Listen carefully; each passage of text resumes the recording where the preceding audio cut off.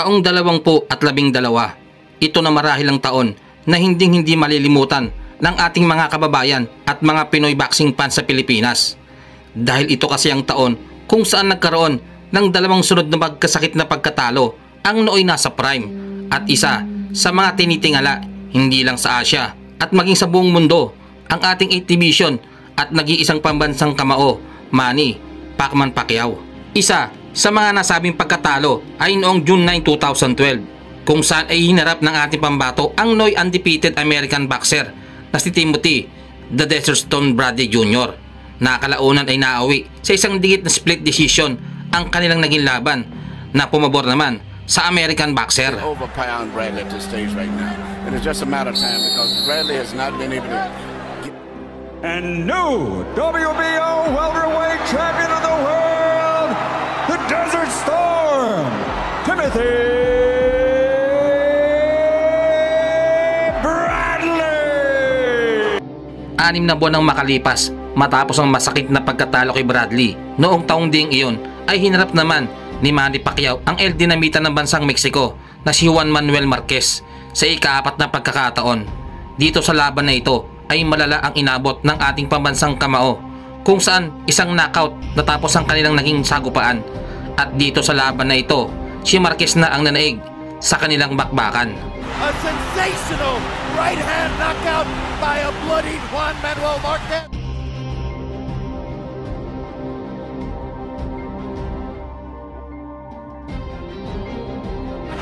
By a bloodied Juan Manuel Marquez. And we have to ask, will Manny Pacquiao ever be seen in the ring again? At sa pagkatalong ito ni Manny Pacquiao kay Marquez ay marami ang nag-iisip at ang iba naman ay sinasabing marahil ito na ang pagtatapos ng karera ng ating pambansang kamao Manny Pacquiao. Dahil kung iisipin, noong mga panahong ito ay may edad na itong 33 years old na halos malapit nang matapos ang kanyang prime. Kaya naman upang maibalik ang sigla ng mga Pinoy boxing fans at mapatunayang hindi pa tapos ang mundo ng boxing sa isang Manny Pacquiao, isang taon nang makalipas, muling umakyat ang ibabaw ng lona si Pacman upang sagupain ng delikadong laban kontra sa Mexican-American boxer na si Brandon Bambam Rios, ang boksingerong muli magpapabagsak at magpaparetiro daw kay Manny Pacquiao. You told us you're here to retire Manny Pacquiao. You're still sticking by those words? I'm here. It's my time, and I got to retire him because I want to be the next superstar. Si Rios ay former NABF at WBA lightweight champion at kilala rin itong boksingerong ito sa pagiging isang technical at maangas na fighter, mapalabas man o loob ng lona. It's the way it's Taong 2012 nang maging ganap na world champion itong hambog na si Rios sa lightweight at super lightweight division, nakasabay naman ng dalawang sunod na masakit na pagkatalo ni Manny Pacquiao. Kaya naman ganun na lamang kung maliitin at insultuhin ng kolokoy na si Rios ang ating pambato. Dagdag pa ng Mexicanong hambog ay matanda na umano si Pacquiao at hindi na ganun kabilis ang mga galawan nito. Kaya naman ganun na lamang ang tiwala nitong kolokoy na ito na madali lamang niyang matatalo ang ating pambansang kamao.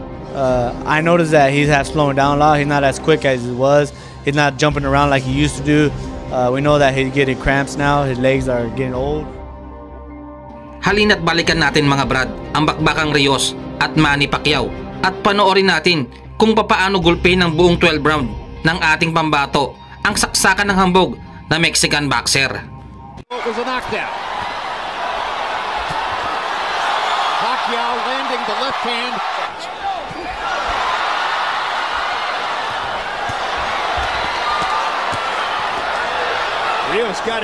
Rios is the larger man. He outweighs Pacquiao unofficially by 9 pounds coming into the ring. He's an inch and a half taller. He's much more of a natural welterweight speed. It's also worth noting he hasn't fought a southpaw since he was 19 years old, 8 years ago. But he's doing that, you know, he's doing some traditionally take a few rounds to get going, and Rios is a pressure fighter. Not only that, after a few rounds, when Pacquiao slows down a little bit, the speed becomes Pacquiao very bad to the body in that fight. And Rios is more skillful, I think, than Mark. Freddie Rhodes insisted that the 12-week training camp in the Philippines was Manny's best. Pacquiao's doing some body work there with the right hand, setting up those shots upstairs. There have been some tremendous years, despite the painful distraction of the tsunami which hit while Pacquiao. So why is he standing right in front of Brandon? I don't know. Well, maybe because Freddie Roach told him he needs an early knockout, and he wants to get an early knockout. Well, last time. A hush just came over the crowd. Maybe they understand that Rios isn't going to go away so easily. Little by little, and remains dangerous, at least looking. Now Pacquiao's moving more, Roy Jones. No longer seems quite as interested in standing in front of Brandon Rios. That's the kind of move you want to see right there. Punch and get around Rios. That right there. As was the case in the first round. Yeah, but he's not moving like I want to see him move, Jim. Like right there, he's still standing too close. Eventually, Pacquiao almost got trapped in a corner. That's Rios' office. That's where he can go to. When Miguel Cotto fought Shane Mosley, he used his jab to neutralize Shane Mosley's speed. Rios starting a couple of good work. That's where he does his business. Good hook by Rios.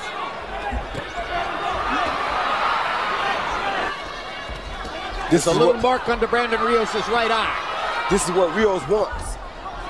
Right something, and then he turns just like that. And Rios, you know, it's hard for Rios to get him because he's always moving. Guy, you know, once he moved up in weight. Here, Rios seems pretty comfortable taking these power shots. And he's taking a lot of them. I mean, he uses that right hand better than any southpaw I can remember. Look at that, a combination, but he always starts with the right hand. He doubled the right hand right there. Brandon Rios kept hitting it throughout the whole thing. Strong welterweight here. So the question that seems to be emerging in our discussion here is, all right. That's the Pacquiao you want to see. Not Pacquiao just standing right there in front of Brandon. Robert Garcia wants Rios not to follow him. Where he hadn't won the first 3 rounds. But yes, Rios likes what he's doing. That's the fight Pacquiao needs right there. When you see that point, see how he had before right there? Oh, good left hand. Hand by Pacquiao. Perfect shot. And he stepped off Rios' jab and countered with a straight left hand. Best punch in the fight for Pacquiao. So Pacquiao, when he scores stoppages, wears his opponent down with these kind of punches. Hard left hands to the body by. Not good at stopping Manny Pacquiao from firing combinations in the middle of the ring. Who can? Great body shot with the left by Pacquiao. Left, right, left.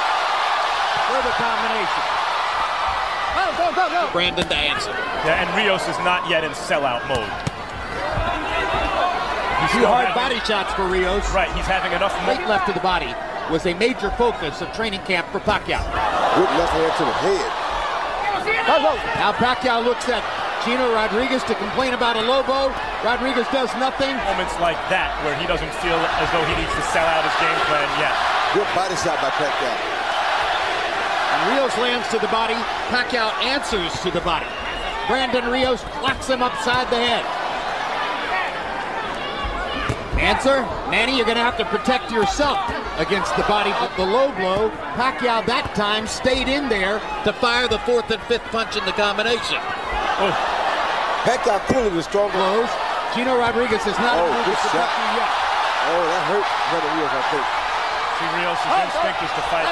Most of the time he throws 3 or 4 punch combinations, then he moves. I mean, he turns to his left, he turns to... Rios pawing at the blood on his left eye. Yeah, that Pacquiao keeps landing repeatedly. At what point does Rios think, okay... Rodriguez pulled him off of it. Straight left hand lands for Pacquiao again. Hard right hand by Rios, his best punch in a while. Pacquiao lands his own right hook. Good right hook. You wonder also how Brandon...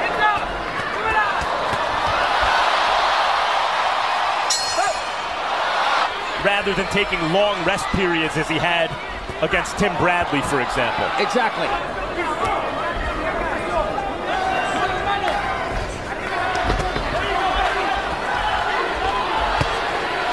Most think he didn't deserve it.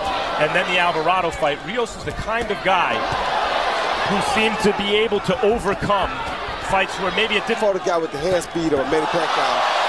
As we know, speed is power. He may never have fought in the last couple of rounds the way Martinez Risked, tried for a knockout, and gave Chavez Jr. the chance to win.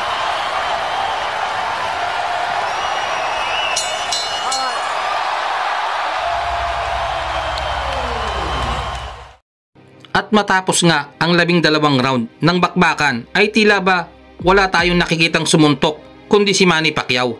Buong round ay sinalo ni Rios ang lahat ng mga suntok ng ating kababayan na malayong malayo sa mga sinasabi nito bago ang kanilang laban.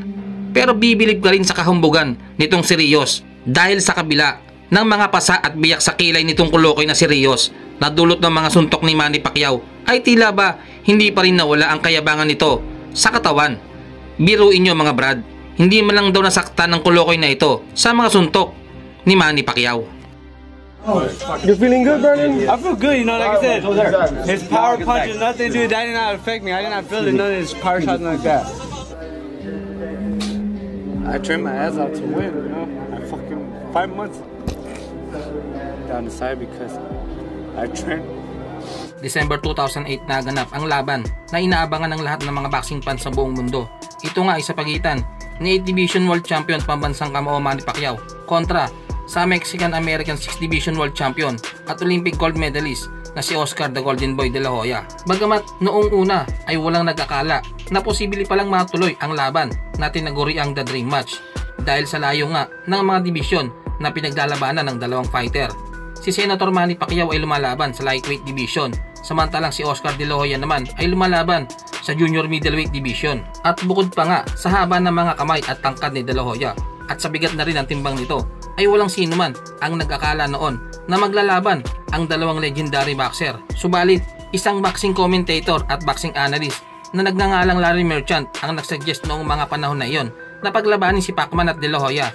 Kaya naman inimungkahi ni Merchant ang naisip niyang malaking laban sa CEO Golden Boy Promotion at Top Rock Promotion CEO na dating manager ni Manny Pacquiao na si Bob Arum. At dahil nga sa naging maganda ang naging pag-uusap ni Larry Merchant at mga top promoters noong mga panahon na iyon, ay agad itong ibinalita sa dalawang boxer. At noong malaman ni Manny Pacquiao na makakalaban niya si de la Hoya, ay ikinatawa ito ng fighting senator. Ayon nga kay Pacquiao ay idol niya si de la Hoya at malaki ang respeto niya dito dahil isa si de la Hoya sa pinakamagaling na boxer na marami din ang umiidolo dahil sa pambihirang lakas at galing nito, lalo na ang pagkakapanalo niya sa Olympic at makuha ang gintong medalya. At hindi lubos maisip ni Pacman na darating pala ang panahon na makakalaban niya ang kanyang iniidolong boxer dahil noong mga panahon na hindi pa siya kilala ay palagi lamang siya lumalaban sa undercard fight ni de la Hoya. Kaya naman lubos niyang pinaghahandaan ang sinasabing magaganap na laban. What was your favorite fight of yours? The good thing is my favorite is De La Hoya because De La Hoya is my inspiration in boxing or star boxing. Samantalang bago nga ang laban ni Pacquiao at de la Hoya noong 2008 ay naglaban muna si Mayweather Jr. at de la Hoya noong 2007 para sa titulong WBC World Super Welterweight title at nanalo si Mayweather Jr. via split decision sa kanilang naging laban. Pero sa pagkakapanalo nga ni Mayweather Jr. ay marami ang hindi kumbinsido, kaya naman humingi ng rematch fight ang kampo ni de la Hoya. Subalit bigla nga nagretiro pansamantala itong si Floyd Mayweather Jr. kaya hindi nakapag-rematch ang dalawa. Samantalang si pambansang kamao Manny Pacquiao ay unti-unti nang nakikilala ang pangalan sa Amerika. Isa marahil sa nagtulak sa kampo ni de la Hoya na labanan si Pacquiao ay noong talunin ni Pacman si Diaz sa lightweight division at makuha ang titulong 5 Division World Champion. At ay napilitan na rin ang kanyang kampo na itigil na lamang ang laban. Bagamat walang titulo ang kanilang naging laban ay masasabing marami pa rin ang mga boxing fans na nag-abang sa laban na ito. At ang laban na ito ang huling naging laban ni de la Hoya sa kanyang boxing career. May record si de la Hoya na 39 wins with 30 knockout at meron lang 6 na talo.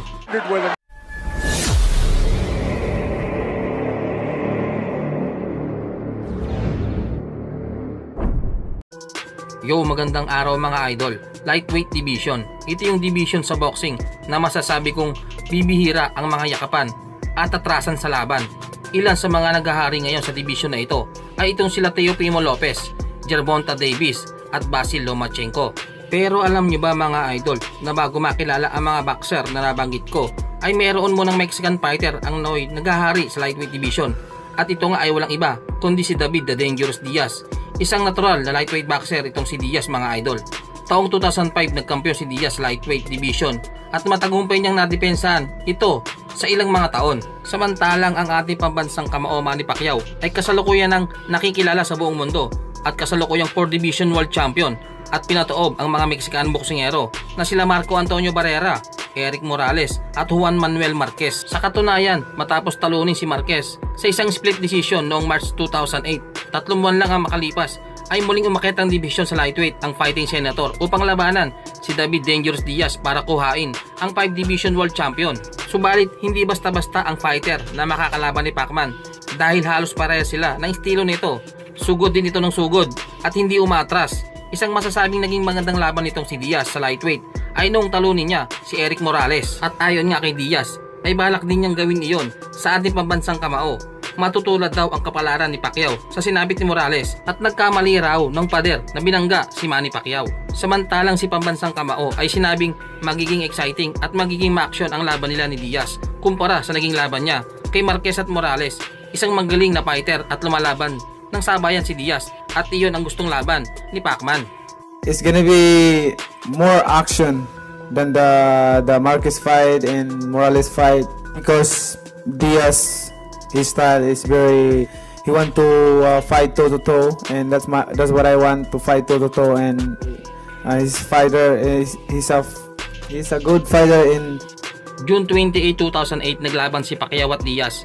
Madepensahan kaya ni Diaz ang kanyang WBC World Lightweight title at kayanin naman kaya ni pambansang kamao Manny Pacquiao ang natural na lightweight fighter at masasabing I might retire. Diaz says no way, I'm not gonna let him. And you heard Freddie Roach very pleased with the way his fighter fought round 1. Straight right hand lands for Diaz. Pacquiao lands his right hook. Jim Strickland, the manager of Diaz, normally works in most fights as a cut man to coagulate. He doesn't bleed too much. Even though there was no knockdown, Harold Letterman scored the second round. A 10. He got a chance to practice on his own fighter at the end of this round.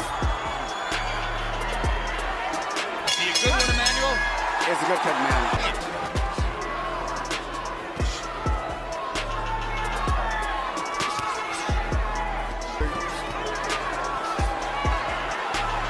I guess, given the accepted traditional ethic in the sport, Emmanuel, tremendous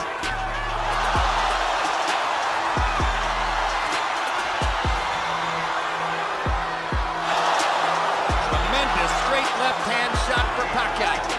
Diaz. Tapos nga ang kanilang laban ay na-interview itong si David Diaz. Ayon kay Diaz ay ibang klaseng Pacquiao ang kanyang nasagupa sa akala niya kay Pacquiao na madali niya lamang itong matatalo sa laban. Not so much his power, it's just he was really fast. And I couldn't stop his punches. I couldn't match